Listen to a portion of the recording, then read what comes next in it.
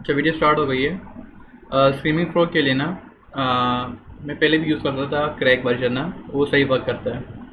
तो उसके लिए हम जाएंगे आई गेट इंटू पीसी पे। ये यूआरएल में ना साथ में दे दूँगा।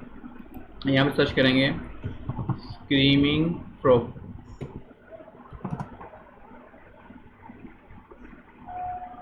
अच्छा, ये सब लेटेस्ट वर्जन भी आया हुआ है, पुराना वर्जन भी आया हुआ है। इसमें काफ़ी पुराना आ रहा है, 1 मिनट।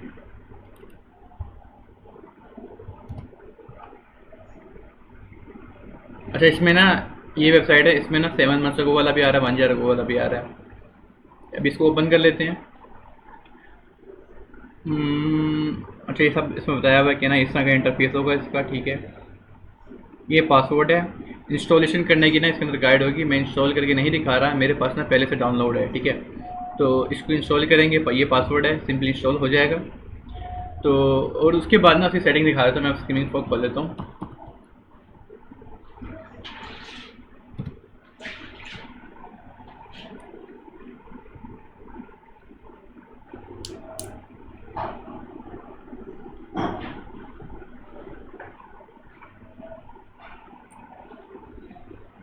अपना हो रहा है।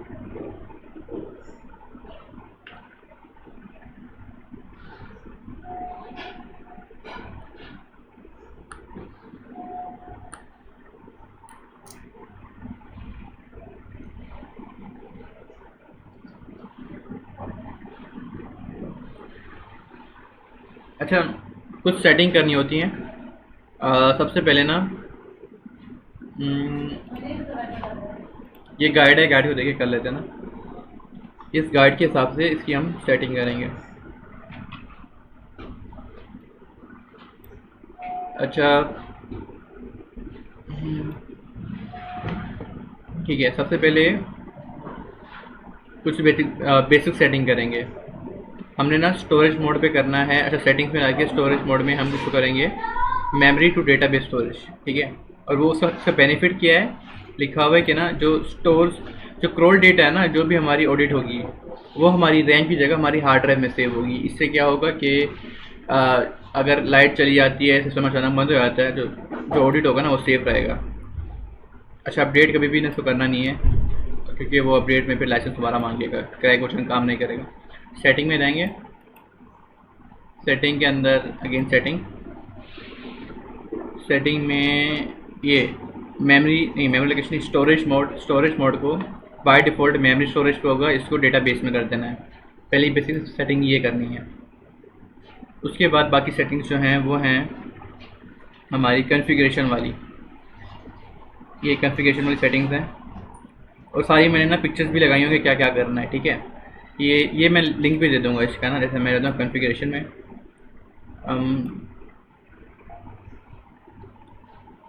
ठीक है। क्रोल में आके सब चीज़ें ऑफ कर देनी है, सिर्फ इमेजेस का क्रोल ऑन करना है और स्टोर ऑन करना है। फिर उसके बाद एक्सट्रैक्शन में सब चीज़ें ऑन कर देंगे।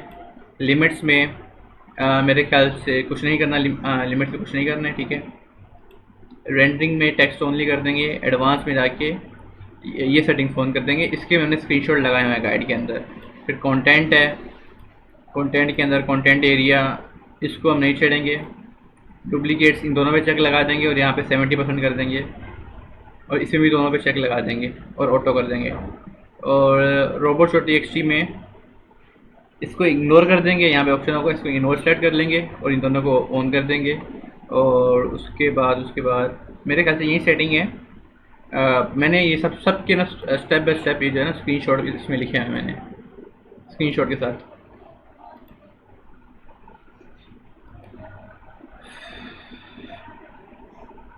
ये स्क्रीनशॉट के साथ मैंने सब चीज़ें लिखी हुई हैं, क्या करना है, किस तरह से ऑन करना है, ये सब चीज़ें यहाँ पे मेंशन है। अच्छा, उसके बाद हम ऑडिट ऑडिट जो है ना वो रन करेंगे। किस तरह करेंगे वो दिखाता हूँ। जैसे कि मेरी एक साइट है ये वाली, मोबाइल सिग्नल बुक डॉट की है। इसमें मैं लिखूँगा और ना इसको और सब डोमेन्स पे रहने दूंगा, ठीक है। और स्टार्ट कर दूंगा।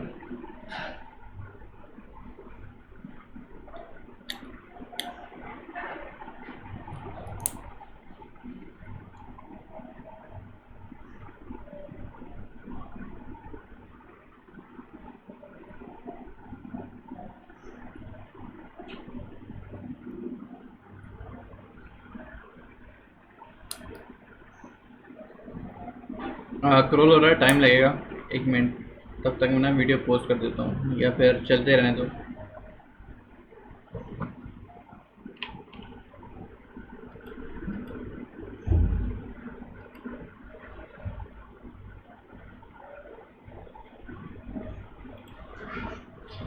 अच्छा, स्क्रॉल जो है वो कंप्लीट हो चुका है। तो अब हम देखते हैं कि ना यूज़ किस तरह से करेंगे। हमारे पास जो है ना ये लेफ़्ट में जो मेन्यू है ना राइट साइड पे, इसको हम ज़्यादातर एक्सप्लोर करेंगे। और जो ये लेफ़्ट साइड है, जैसे कि अगर मैं इसमें कोई चीज़ खोलता हूँ कि मुझे बता रहा है इमेजेस, तो मुझे ना ये सब सब चीज़ें दिखाएगा कि कौन सी इमेजेस हैं किस तरह हैं। मेन हमारा जो मेन्यू है जिसको हम इसको ज़्यादा यूटिलाइज़ करेंगे वो ये वाला होगा। इसके अंदर ओवरव्यूज़ हैं, इश्यूज़ हैं, साइज स्ट्रक्चर।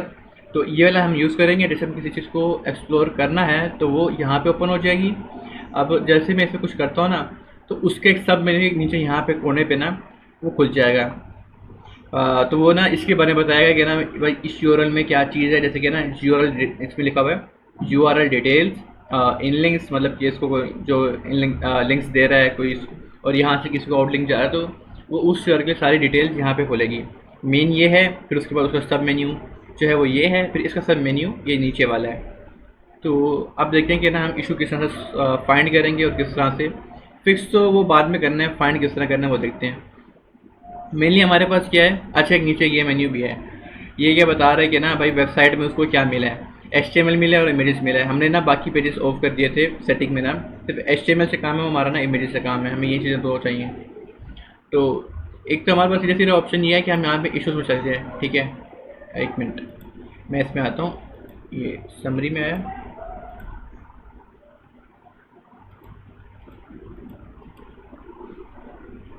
इशूज़ कोई नहीं है। अच्छा, ये मैंने ऑल सेलेक्ट किया है।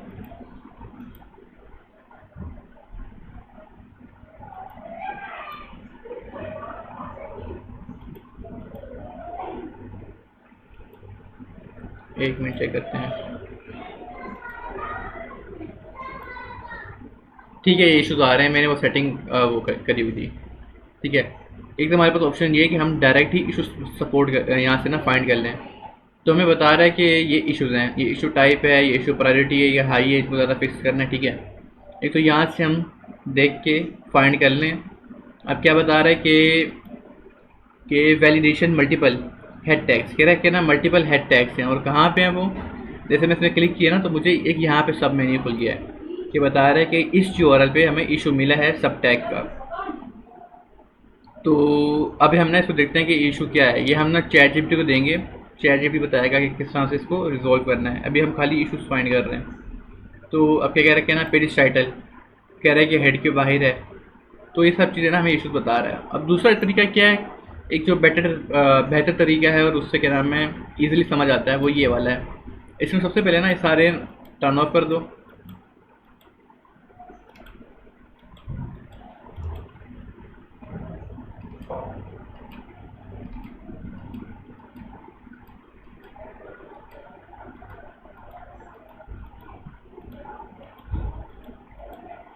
एक मिनट, हाँ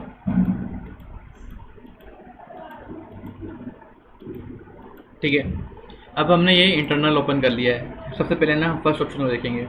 जब हमने इंटरनल ओपन कर लिया ना, ये समरी को बंद कर देंगे, समरी नहीं, क्रोल डेटा को बंद कर, क्रोल डेटा में ये इंटरनल खुल गया। हमने यहाँ पे ना ये इंटरनल पिक्चर लगाया था, तो हमारे पास ये इंटरनल ओपन हुआ है। अब क्या बता रहा है कि टोटल पेजेस कितने हैं, नंबर ऑफ पेजेस 97 हैं, उसमें से HTML कितने हैं 48 हैं। हमने सेटिंग में जाके ना जावास्क्रिप्ट ये सब कुछ बंद कर दी थी, HTML और इमेजेस ऑन किया था कि हमें बस यही चाहिए।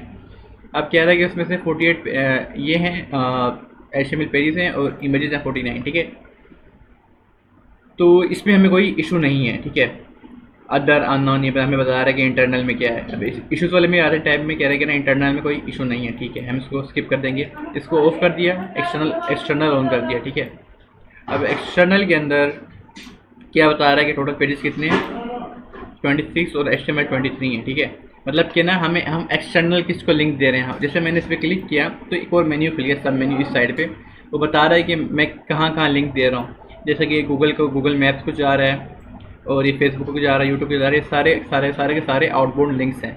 अच्छा, इसके अंदर बता रहा है कि ना एक PDF भी है, मतलब एक PDF को लिंक भी दे रहा हूँ मैं, वो बिल्कुल है वेबसाइट के ऊपर, PTA को जा रहा है। ठीक है,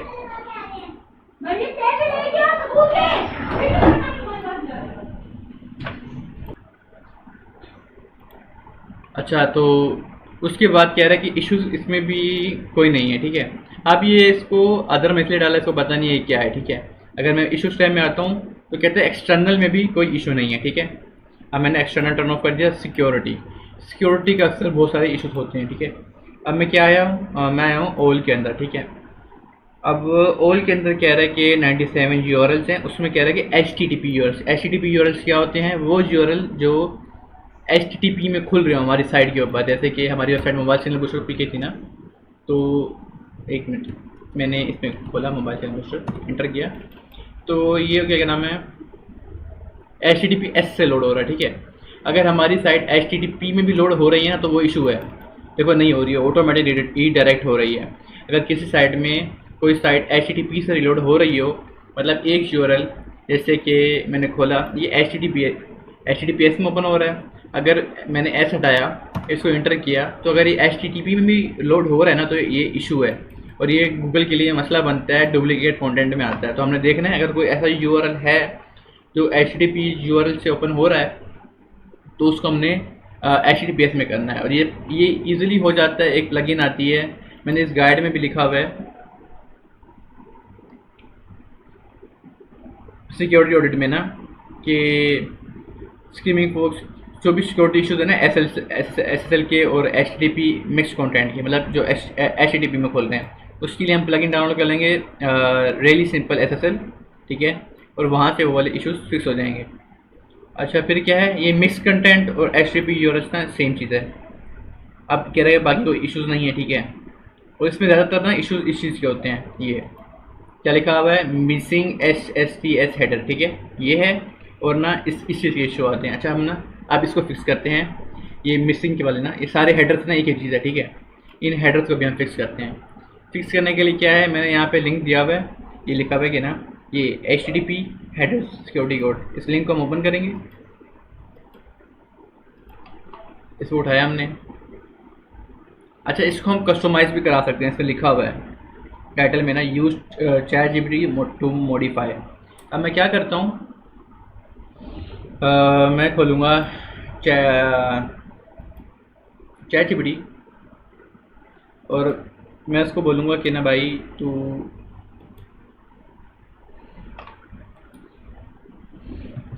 act as technical SEO expert for WordPress. मेरी ई कॉमर्स साइट है ना, तो मैं लिखूँगा e commerce local SEO site, ठीक है। अब ये मेरी साइट का यूआरएल है, ठीक है, मैंने इसको ये यूआरएल भी दे देता हूँ। अब मैंने बोला कि ना this is my site, I want to audit it, ठीक है। अब मुझे क्या इशू आ रहा है कि ना, ये इशू है ना कि मुझे ये इशू आ रहा है, तो मैं इसको करता हूँ, ठीक है। बल्कि अब ये है ना कोड, मैं बोल रहा हूँ कि ना मुझे ना मिसिंग HTTPS के ना इशू आ रहे हैं, I'm facing missing HTTPS headers issues and this is the code, ठीक है। ये मैंने इसको कोड दे दिया है, मैं बोलूँगा कि ना can I go for it, does it requires any modifications।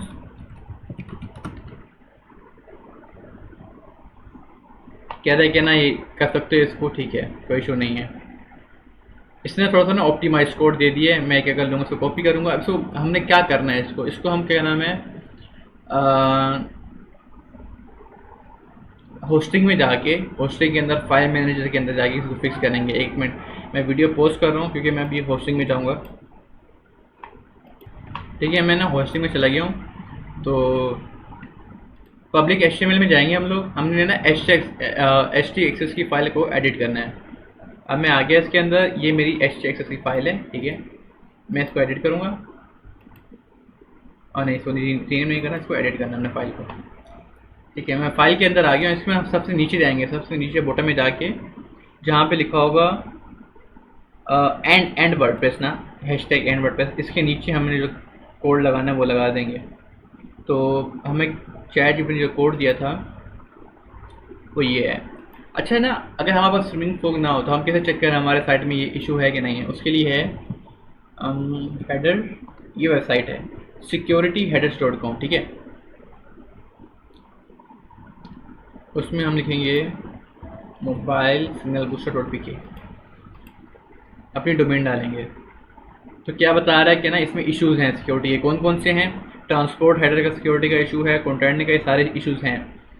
अब हम इसको रिजोल्व भी करते हैं। तो ये हमें ChatGPT ने जो कोड दिया है वो मैंने कर दिया कॉपी, यहाँ पे आके मैंने कर दिया पेस्ट। पेस्ट करने के बाद मैं कर देता हूँ सेव। सेव कर लिए, ठीक है। अब मैं अगेन इसमें टेस्ट करता हूँ। ये मैंने वेबसाइट डाली, स्कैन करता हूँ, नहीं हुआ, 1 मिनट, ठीक है। ये A+ आ गया, मतलब सारे सिक्योरिटी हेडर्स के इश्यूज फिक्स हो गए। अब मतलब क्या ना, ये जो इश्यूज आ रहे हैं ना ये चार हेडर्स के, ये 4-5, ये अब नहीं आएंगे जब मैं नेक्स्ट स्क्रॉल करूँगा, ठीक है। अब उसके बाद देखते हैं कोई और इशू है कि नहीं है। नहीं, अब कह रहे हैं कि भाई सिक्योरिटी का हमारा कोई और इशू नहीं है, ठीक है। ये इसमें क्यों नहीं बता रहा?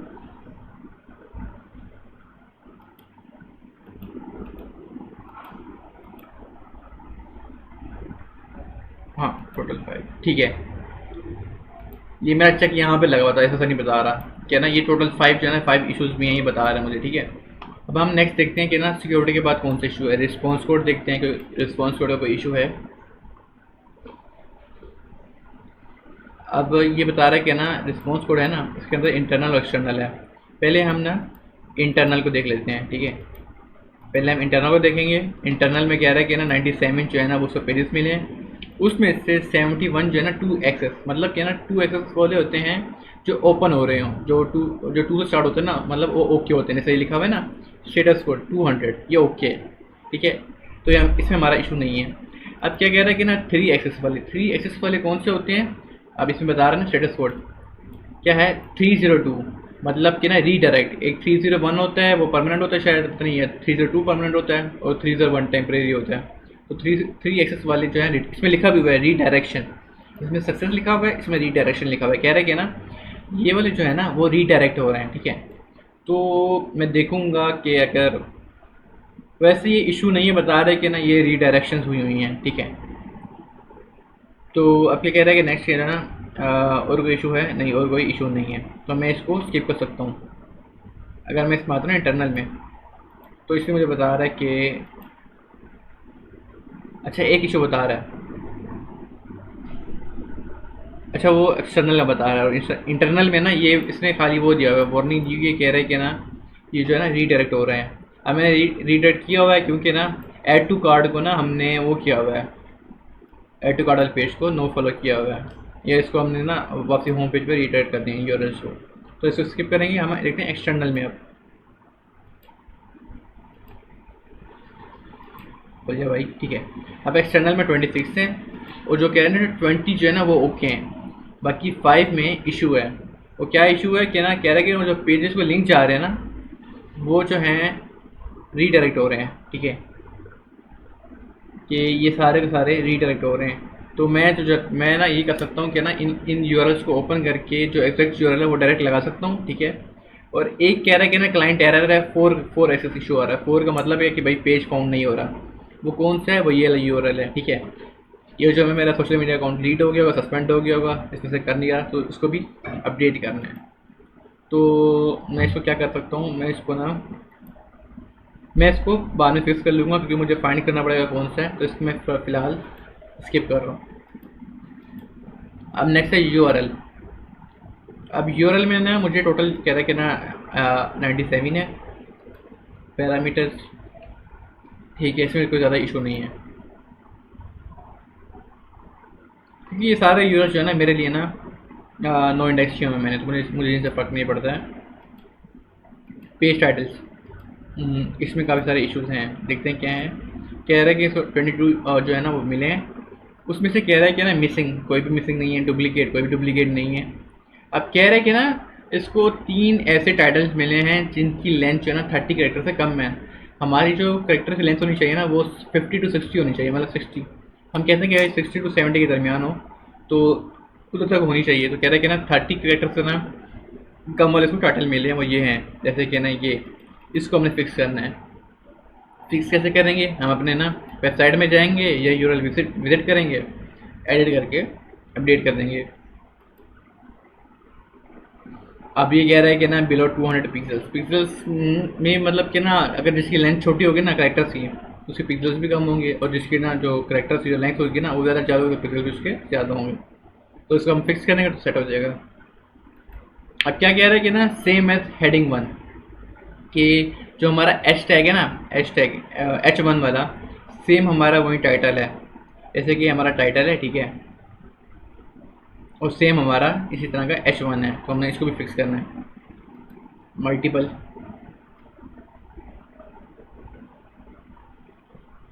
कह रहा है कि ना टाइटल जो है ना मल्टीपल टाइम यूज़ हुआ है, और ये कह रहा है कि ना हेड के बाहर एक टाइटल है। अब पता नहीं कैसे चला गया, ये मुझे देखना पड़ेगा। वैसे ये वाला इशू अक्सर नहीं आते हैं। अगर कोई भी इशू है ना तो उसको हम क्या करेंगे, जैसे मेरे पास ये इशू आ रहा है, मैं करूँगा कि ना मेरे पास एक टाइटल के अंदर इशू आ रहा है, चैट जीपीटी को बोलूँगा ना, जो हमने खोला हुआ था, जिसको हमने बोला कि भाई टेक्निकल एक्सपर्ट की तरह काम करो, हम facing issue in title section in Screaming Frog. I have found a issue saying outside head, ठीक है।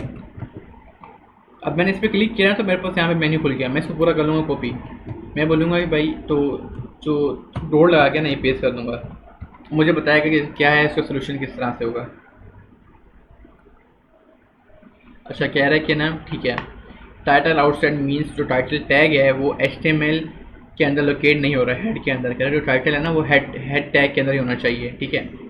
कह रहा है कि ये इशू है बिल्कुल, ये क्यों हुआ है, कह रहा है ये प्लगइन्स की वजह से हो सकता है, कोई थीम की वजह से हो सकता है, ठीक है, या कोई HTML की वजह से। उसको फिक्स किस तरह से करना है वो भी हम देख लेंगे, ठीक है। इसको हम बाद में देख लेंगे, हम चैट जीपीटी से हेल्प ले सकते हैं। अच्छा, और नेक्स्ट क्या है हमारे पास, मेटा डिस्क्रिप्शन के मेटा डिस्क्रिप्शन चेक कर लेते हैं किसी में है नहीं है। कह रहा है 22 उसको मिली है, उसमें से मिसिंग कोई भी नहीं है, डुप्लीकेट कोई भी नहीं है। कह रहा है कि एक जो है ना वो 155 कैरेक्टर से ऊपर है, तो ठीक है वो इशू नहीं है, 160 कैरेक्टर तक भी जाता है। अगर कोई 200 है इस तरह ऊपर है तो उसको हम फिक्स कर लेंगे, और बाकी कोई इसमें इशू नहीं है, ठीक है। तो इसको भी हम टर्न ऑफ कर लेते हैं। नेक्स्ट हम कर रहे हैं मेटा कीवर्ड्स। मेटा कीवर्ड्स अब क्या नाम है, गूगल इनको नहीं देखता है, इसको हम छोड़ देंगे। अब हम देखते हैं H1। अब क्या कह रहा है कि ना भाई 22 इसको मिले हैं, इसको मल्टीपल जो है ना दो, ये मल्टीपल मिले हैं एक, ठीक है, कि मतलब उसमें 2 H1 है। वो कौन सा पेज है, वो ये वाला पेज है। अब हम इसको कंफर्म भी कर लेते हैं कि हाँ भाई सही कह रहा है कि भाई यार झूठ बोल रहा है। ये यूआरएल मैंने कॉपी किया, इसको मैं ओपन कर लेता हूँ।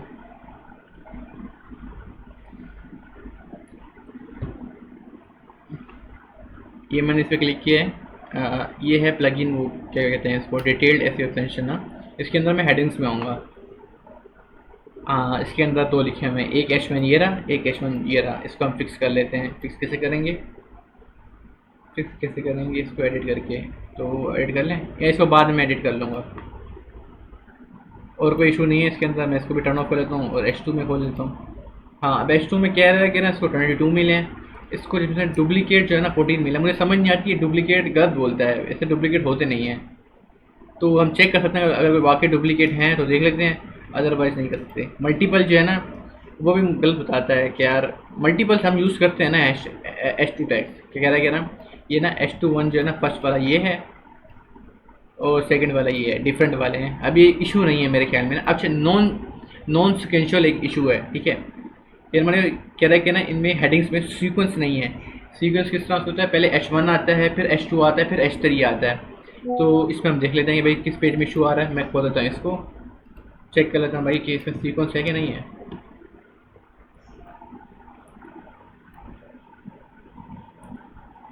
मैं इसमें क्लिक कर लेता हूँ हेडिंग्स।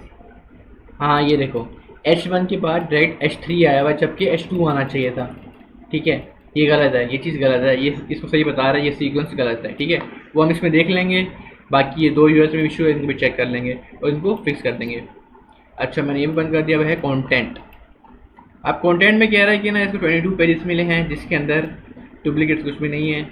लो कंटेंट पेजेस बता रहा है कि ना भाई उसमें कंटेंट बहुत ही ज़्यादा कम है, जैसे कि एक ये पेज खुला हुआ है रिक्वेस्ट कोड वाला, इसमें सिर्फ 2 लाइनें लिखी हुई हैं, तो ये बता रहा है कि इसको हम फिक्स करना चालू कर सकते हैं। स्पेलिंग एरर्स, हाँ कि भाई कह रहा है कि ना इसमें स्पेलिंग एरर्स तो उसको 19 पेजेस मिले हैं। अब मैं पहला पहला क्या है कि हमारा होम पेज है। अब होम पेज में हम चेक करते हैं कि भाई स्पेलिंग एरर्स क्या हैं। इसमें मैंने क्लिक किया तो नीचे एक और मेन्यू खुल गया, इसके अंदर मेरे पास ऑप्शन होगा, मैं कोने में जाऊँगा ना, ये रहा स्पेलिंग एंड ग्रामर डिटेल्स। ठीक है, तो भाई कह रहा है कि ना इसको पहला इशू क्या मिला, PKR। भाई PKR तो प्राइसेस के लिए यूज़ होता है ना, हम तो इसको यूज़ करेंगे, इसको गलत समझ रहा है क्योंकि इसकी डिक्शनरी में ना ये कोई वर्ड नहीं होगा। अब ये मक्सी क्या है, अच्छा ये बता भी रहा है कि इशू कहाँ पे आ रहा है। अब ना मैंने लगाया था रिव्यूज़, करीम मक्सी एक पर्सन का नाम है जिसने रिव्यू दिए हुए हैं, तो ये भी कोई इशू नहीं है। इट्स ठीक है, इट्स भी इशू नहीं है यार, मतलब कि अगर इसके अंदर होता, ये हमें बता भी रहा है कि ना भाई आपने एस्टेरिक लगाना है या फिर इट इज़ करना है, तो इसको हम स्किप कर देंगे, कोई इशू नहीं है, स्पेलिंग मिस्टेक नहीं है। अब क्या है, जॉन विक ये भी रिव्यू मिला था तो उसका नाम था, कोई इशू नहीं है। ठीक है, ये हमारे कंटेंट में नहीं है ना। अब क्या है, बायो बता रहा है, अच्छा कह रहा है कि ना ये ग्रामर मिस्टेक है, इसकी जगह बाउट आना चाहिए था। अब क्या लिखा हुआ है, आई हैव बाई, ये भी रिव्यूज़ में से आया है तो हमने रिव्यूज़ एम्बेड किए हैं, इसको हम एडिट नहीं कर सकते। इससे हम बाकी चेक करते रहेंगे। रिसीव्ड और जाहिद, उसको नाम का पता नहीं चल रहा, तो कह रहे इसको अपडेट करो। ये सारे रिव्यूज़ लिए थे अलीम भाई, ये सारे इन सबसे रिव्यूज़ लिए थे, तो ये उनके बता रहा है। नाम को तो बोलेगा कि भाई ये इशू है, तो बाकी देखते हैं कोई इशू मिलता है नहीं मिलता। नहीं, इसमें कोई इशू नहीं है तो हम इसको स्किप करेंगे। अब आते हैं इमेजेस में। ठीक है, इमेजेस में कह रहा है तो 49 मिली हैं। अगर कोई इसको इमेज मिलती 100 KB से ऊपर, वो हमें बता देता, उसको फिर हम साइज़ कम करके उसको हम यहाँ रख लेते। कह रहा है कोई इमेज ऐसी है जिसका आर्ट टेक्स्ट मिस हो, नहीं कोई किसी के आर्ट एट्रीब्यूट कोई भी मिस नहीं है, कुछ भी नहीं है, तो इमेज सारी ओके हैं। उसके बाद क्या है, कैनोनिकल्स। अब ज़्यादातर हम यहाँ पर जाते नहीं हैं, कैनोनिकल्स के ना इशूज़ आते नहीं हैं। कह रहा है 22 मिले और जिसमें ना कैनोनिकल है वो 21 है तो ठीक है, कोई इशू नहीं है। उसके बाद क्या, पेजिनेशन कोई इशू है नहीं, वो भी नहीं है। अक्सर साइड में ना इशू नहीं होते हैं। हाँ, डायरेक्टिव्स में भी ना कोई काम होता है कि मतलब कि ना डायरेक्टिव्स क्या होता है कि या तो पेज इंडेक्स है, नो इंडेक्स है, क्या है। कह रहा है उसको 71 पेजेस मिले हैं जिसमें से सिर्फ 21 इंडेक्स हैं। ठीक है, उसने 71 क्रॉल किए हैं, उसमें से इंडेक्स जो है 21 है, और मेरे काम के पेजेस भी 21 है। बाकी जो है ना ओल्ड की तरफ देखें ना कौन कौन से पेजेस हैं। ठीक है, बाकी इमेजेस हैं जो उसको मिली हैं, मतलब ना वो मेरे पास अपलोड हैं, मेरे किसी काम की नहीं, मैंने यूटिलाइज नहीं की हुई। ठीक है, तो मेरे काम की चीज़ें जो हैं वो ये हैं।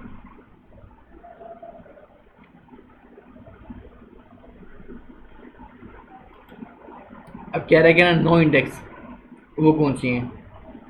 मैंने ये ऐड टू कार्ड वाले पेज नो इंडेक्स है, ठीक है, मैंने खुद रखा था। फॉलो, ये मतलब कि ना कौन से पेजेस को फॉलो करना है, ये सारे पेजेस हैं मेरे काम के, इनको मैंने फॉलो रखा हुआ है। नो फॉलो कोई नहीं है। ठीक है, ये इसमें कोई इशू नहीं है। ठीक है, उसके बाद क्या है, एस्ट्रा स्लैंग, तो ये भी कोई इशू नहीं होता है, इसको हम चेक कर सकते हैं इसी तरह। बाकी अब ये बाकी छोटे मोटे इशूज़ हैं, इनको चेक कर लेते हैं। वैसे इनके अंदर ज़्यादातर इशूज़ मिलते नहीं हैं। हाँ, एक लिंक्स देख लेते हैं, लिंक्स वाला ना कह रहे इसको ना 22 लिंक्स मिले हैं।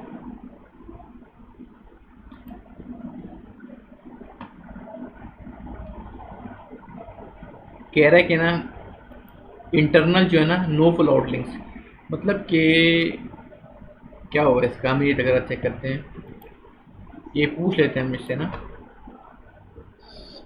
It's showing internal no follow out links.